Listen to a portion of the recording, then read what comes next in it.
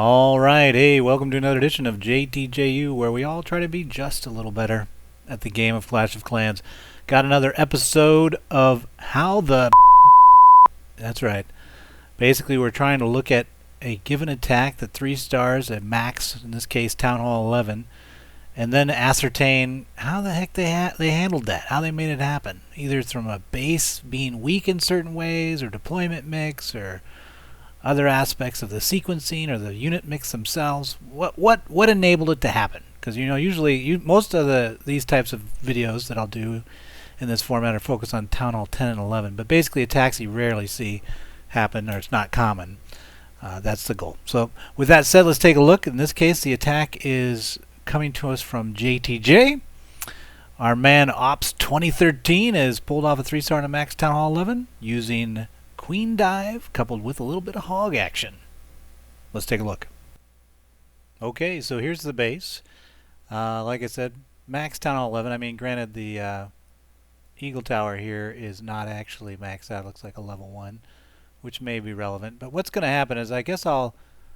let's just go ahead and I'll advance through the attack as we go, but I'll kind of describe it for you high level to begin. He'll do a queen walk, penetrates through here, clears this area, then a king kind of jumps in with it, and then as that happens, he comes in with a 3-front hog deploy that then will move in this fashion around the base, kind of converging on the mid, and then he bests out with the remaining hogs to close the day. But you rarely see, what's interesting about this attack is you rarely see hogs actually making that kind of play at Town Hall 10 or 11. Usually the Infernos kind of block that out. I think the keys that enabled it from a base perspective, of course, one is this single eye tower. Anytime we can bring mass against a single, it's good. So hogs, similar to like a Lavalunian attack where the balloons provide that role, you could say that's one key. The other thing that though is interesting that we'll talk about as it gets into the attack is this inner channel being all defensive buildings is an interesting enabler.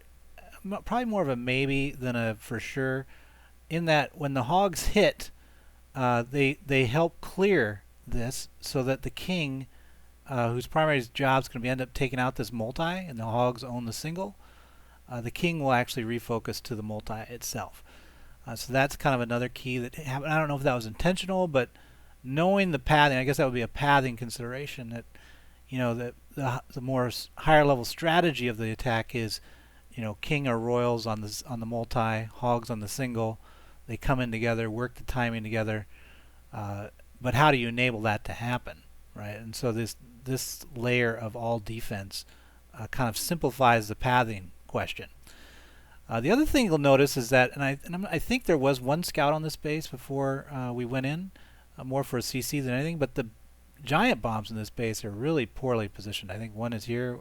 You'll see from the attack, I guess it only encounters one. So when the hog run is mostly coming this way and then moving like this, there's really not a lot of spring or giant bomb damage against it. So I guess a clean run is what you're looking for your hogs if you're going to try this out from the flanking side that you're going to use. And then I guess those are the main keys off that. But then let's go ahead and start the attack, and then we'll just kind of see parts of it as we go. So we begin with the queen action with the 5 healers. Now 5 healers was somewhat unique. Usually you'd think 4, and with the warden, and this actually is going to become a big issue later in the attack in terms of it was clearly necessary. So 5 healers usually would be debating 4. As we move through, I'll give you counts of how much pressure the attack is under. But notice also the warden is down early. We can do that when the queen is going to push the same attack vector that the king does. Where the warden will be in position to help protect what you want to protect, which in this case would be the multi, would be try doing the most damage, and or the single on your heroes. So that itself is pretty helpful to have the warden down with it. So really pumping up the queen's health with the warden, pumping up with 5 healers. So far a pretty normal queen dive, right? So we've, this isn't as amazing as anything, right? So we've cleared this out, we wall breakered in, which gives the queen the path to see to come back this way, using this as the anchor to pull her back and then she'll then move in from there. So a lot of things kind of worked out to get her to yank back and get into this box. But getting into that box is going to be pretty key. Now right here, so I would call this pressure spot number 1 for the queen healer. And notice the interesting response to it. So right now we're under fire from 1, 2, 3 DPS, and then I count these kind of as semi-damage, the AoE attackers. But really it's under a fire of 3 plus 2 plus a half maybe for that mortar, 0.25, something like that. And the 5 healers plus the warden is basically almost getting swamped out, drops the heal. So it's an interesting choice, to a way of better said, maybe way of working around the maxing out of the healers, right? So you can't have 7 healers is where it kind of caps out, but go to 5 and then try a heal spell instead for the key pressure points, being where you hit like 3 or 4 defenses focused on your queen at once. A heal spell, and notice that this actually is not enough during the attack for him. He'll actually drop a rage, which is a more typical response. The heal is unusual, but the rage is typical, pumps up the heal ability of the healers themselves on the queen, and she'll power through at that point, no big deal. But he held it to very late, so that rage will actually pick her through this main part here. So I guess that heal was the first interesting thing. Now notice in this part that we're barely out of range. The queen is there. Here's the range. The range for the queen is kind of like this. And notice how we post up right there. That wouldn't have, if we hadn't done the wall breaker, which was tied to this edge of the building is where it came towards, creating the hole here, right? If the hole had been on this side, let's say there was a building right here and it had blown this corner, the queen would have come more in this way and might have actually slagged down into the detection range of the enemy queen. But in this case, it comes down. I guess the key point is you're staying away from, you're isolating the queen until you don't have to take her. The queen healer combo here is going to just work its way slowly through the 2 heat sinks or damage sinks, if you will. So at this point, we're at pressure point number 2. We've got 1, in terms of DPS units, 4 DPS buildings. But notice also something else is firing up now. And this was rather interesting in the attack. The 5th, so we're under pressure from 5 targeting items. Actually, was that 5? 1, 2, 3. Oh, no, 6, because the queen is also locked in at this point. So really a high amount of, for a queen dive, this is about as high as you're going to get and survive. And the timing here is just incredible. Because, when the queen actually drops this rage spell, interestingly enough, the rage is what triggers the third spell. So we did a heal, we did a rage, and now we're doing a second rage. The third spell is what pushes it over the edge and triggers that eagle. Crazily enough, I wouldn't have thought that the spells were actually adding to the total, but I guess they do. Hang on, so I'll clear the spot. But the other interesting thing is so now the eagle's getting ready to fire. And you'll notice that the queen, actually there's going to be 3 salvos of fire from the eagle before the end of this thing. Now, notice though, the eagle is fired. Queen is getting pushed, almost got nuked by the enemy queen shooting her. She came down to about right here on the percentage, maybe about 10%. But she survived, still under rage, right? With the 5 healers and the warden's health, keeping her alive.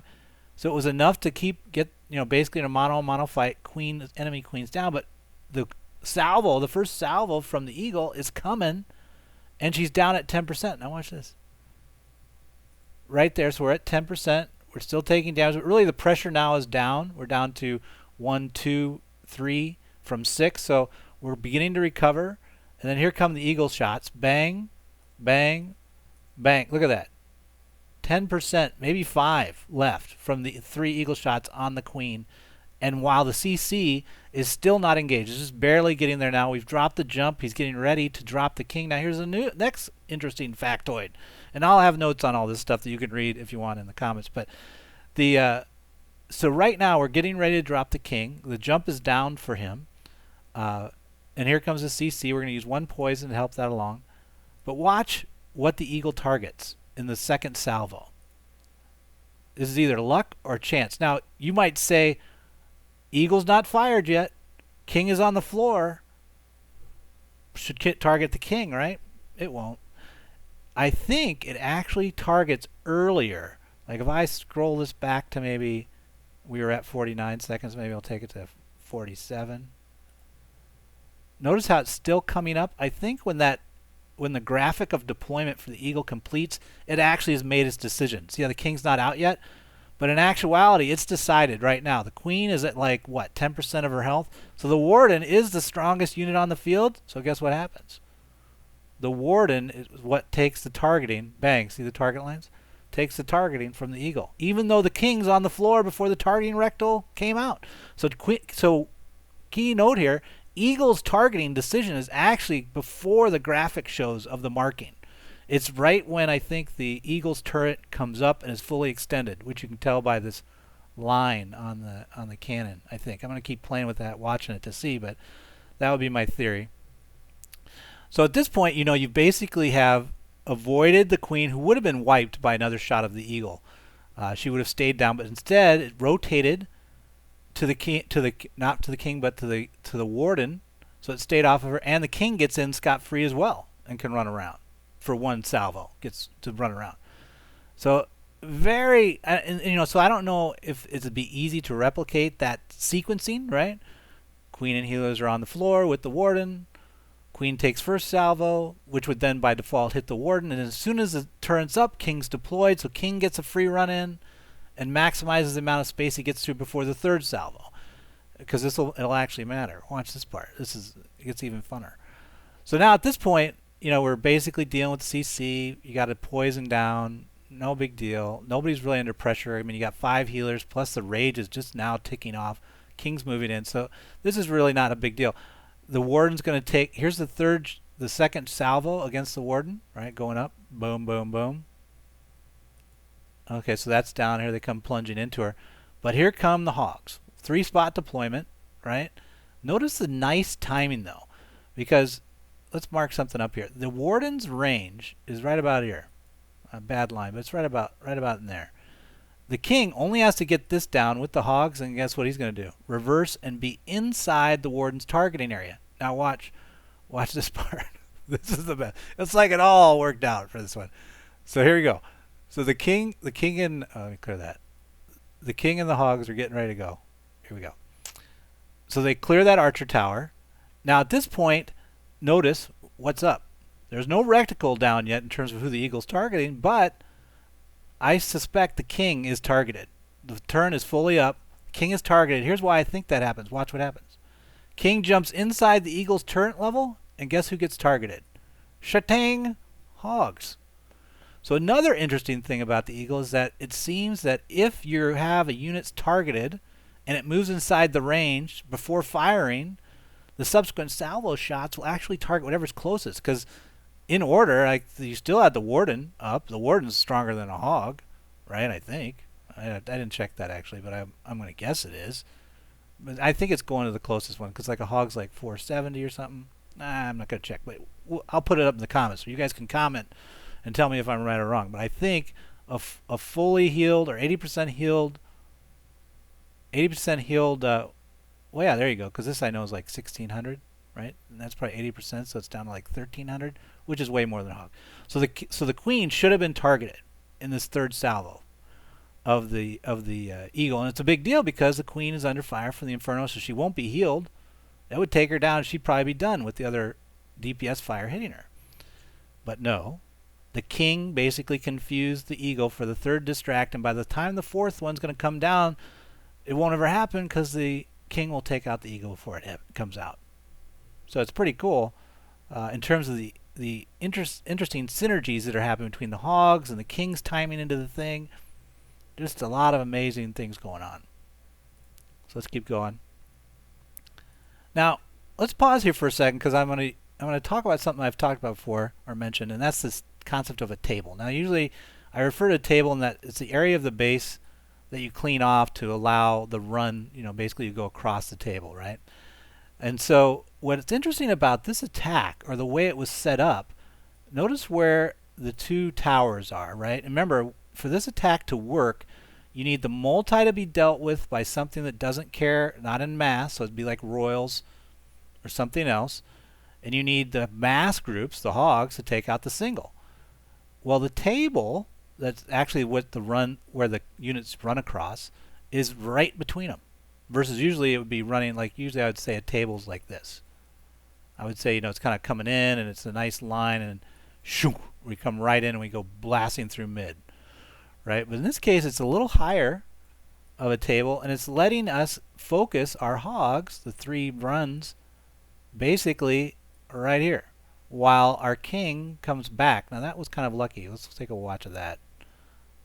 The timing of that's pretty impressive. We use the Warden ability and the Iron Fist ability right in here to deal with it. That's not surprising. So once the multi engages, we have the hogs in play and they're under fire. You basically use the Tome ability, and then you also use the Iron Fist ability to power through this portion of the segment, because you definitely don't want the eagle to fire again. Even though it gets one more shot off, it's not going to really matter. I mean, with all those, I wonder where the shot's going. I don't know. But anyway, it does get one shot off in the 4th salvo. We'll see where it lands in a minute. But the Tome is still active. Oh, another hog.